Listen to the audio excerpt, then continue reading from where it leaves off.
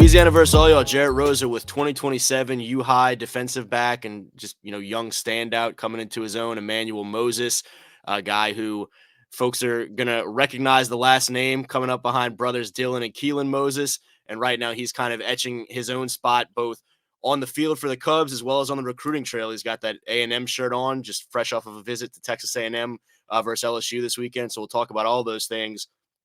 And man, appreciate you taking some time during obviously a busy weekend as you guys get back to school tomorrow. How's everything going? It's going good. It's no problem. It's always good, talk to you.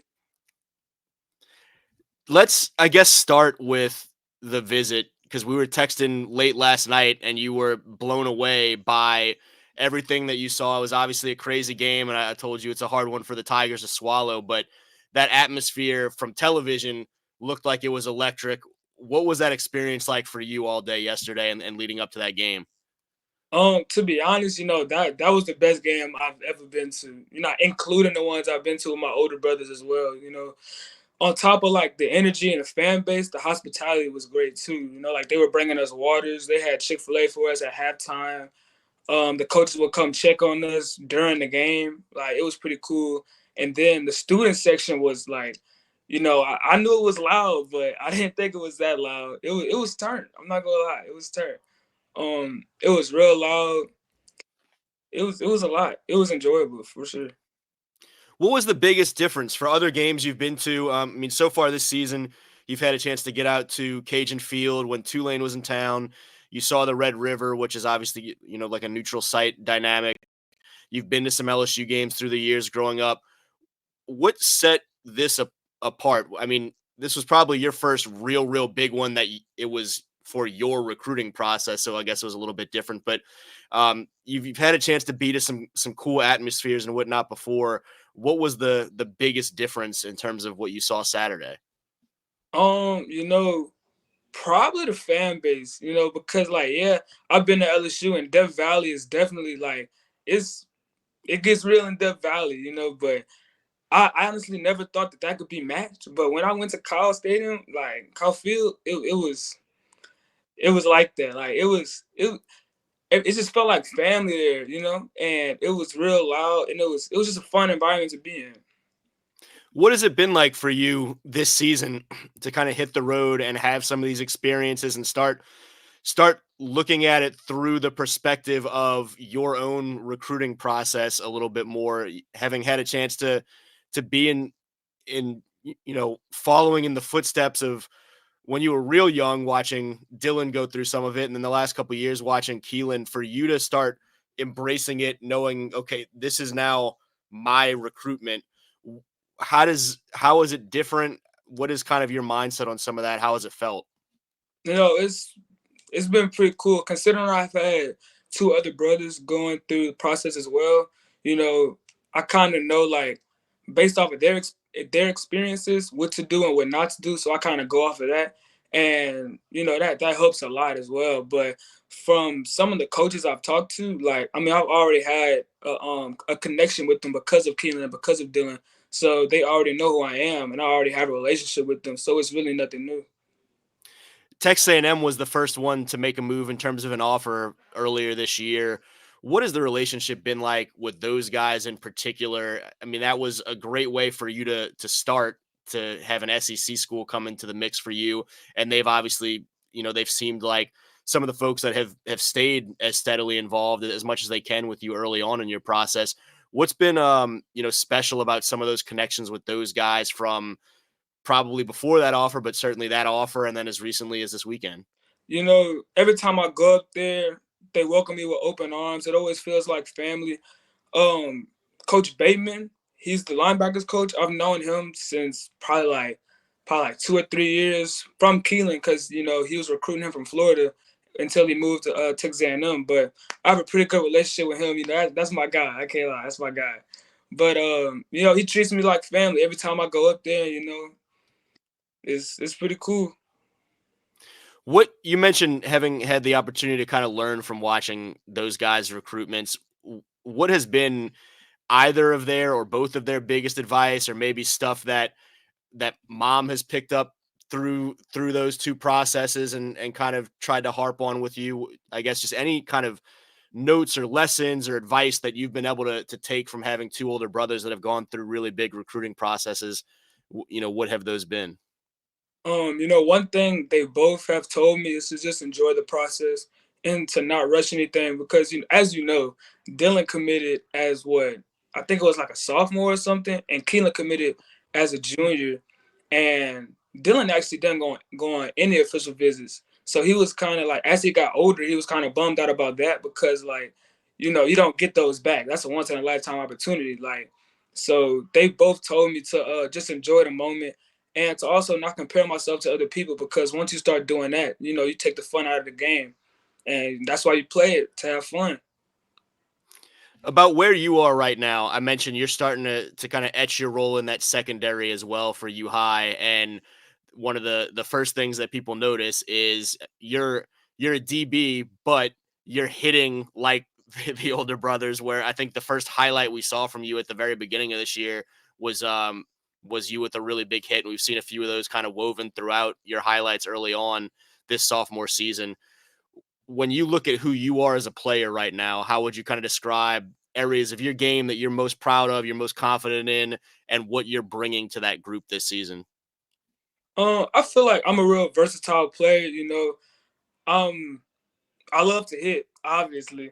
That's why I like being in the box a lot, so I can help with the run game. But I'm also a team player. Like if I feel like I could make a play to where my teammate, like if I can't get to it, my teammate can't, then I'm gonna do it. Like I will put my body on the line just to make sure that that play gets made, even if it's not by me. And then I'll go dap up my teammate, tell him good job when it's on the third. But I see myself as a real physical player and a real I'll say a smart player as well because when I watch film, I kind of go off my keys in the game, and I just watch the player that I'm going against, and I know all his cons, and I just go off of that, and that really does help me throughout the game. This defense is one that graduated some leaders from last year, certainly, and you have a couple of guys back that are really experienced, including Keelan in his senior year. But you and I talked about before, there's a lot of 2026 and 2027 guys that are stepping into bigger roles this year. How have you felt about the way this group has kind of come together, developed, and not just you, but a lot of guys alongside you going through this process of stepping into a bigger role? How have you felt like y'all have grown into that over the course of this season? At the beginning of the season, it was a lot of animosity between the team. I'm not gonna lie, but after the Rumble loss, I really feel like we found our identity and started to become one, and not start to actually become a team and not just one player. We're not just worried about ourselves. We're just one whole team, one heartbeat. And that I feel like that's why we're starting to win more games because we all come together. We love each other. We watch film together. We go to each other's house. Their parents will cook for us. We'll watch film, point out the keys or whatnot. And we family. Do you remember what it was that, or have a feeling for what it was that made that switch flip or that light bulb go off for you guys as a group? I mean, did was it a conversation or a message from a a player in an older player in the locker room or from one of the coaches or anything, or what kind of did you feel like kind of snapped everybody into the right frame of mind where y'all needed to be? It was honestly Keelan because the freshmen, that game we lost against Romo, the freshmen were kind of goofing off and they were getting our play cards wrong. So that would cause us to mess up on defense because we need our play cards. So after the game, Keelan kind of like talked to them, and while he was talking to them, couple words were said in the back of the locker room with two other players. And the next day, we had Sunday practice. Keelan came up, had a meeting with all the seniors, and after that, I mean, it's history. We all started coming together. We all apologized to one another, and we just started acting more of a family. We all started working together instead of trying to be that guy. You know what I'm saying? I could tell when you first smiled when I was asking that question that Keelan had to have said something. What has it been like to be? I mean, you guys have been around each other, obviously. I mean, in different roles your whole life growing up. And this isn't the first time that y'all have kind of been in the same setting, but to be both a part of this varsity roster, him as a senior and whatnot. What has it been like for y'all to have this opportunity to be a part of a team that is, a notable state championship contender and have these moments together before he ends up making his move off to the next level after this year? How has that been to be a part of the same team, be on the same field with him, and also to watch some of those moments where he's the leader, not just the older brother of you two, but he's a leader for that entire locker room. Yeah, I mean it's been great. I mean it's always been a dream of mine to play with my brother actually. And the last time we played was actually Little League when we were like 6 and 7. So to be able to play now on a bigger stage, we're like, it's really fun, And for his last year, we got to make it a good run. We got to go get the chip. What do you guys have to do well moving forward? You got a big one that'll be kind of a district deciding game this week against Madison Prep, and then week 10, and then on to the playoffs. What does this Cubs group have to do well to reach your ultimate goals at the end of this thing? Honestly, I feel like we just need to be more focused because from the past, like I'm keep on going back to Rummel. Like Rummel week, we were not locked in. We were joking around during practice. It's down the third, and ultimately that's what caused us to lose that game.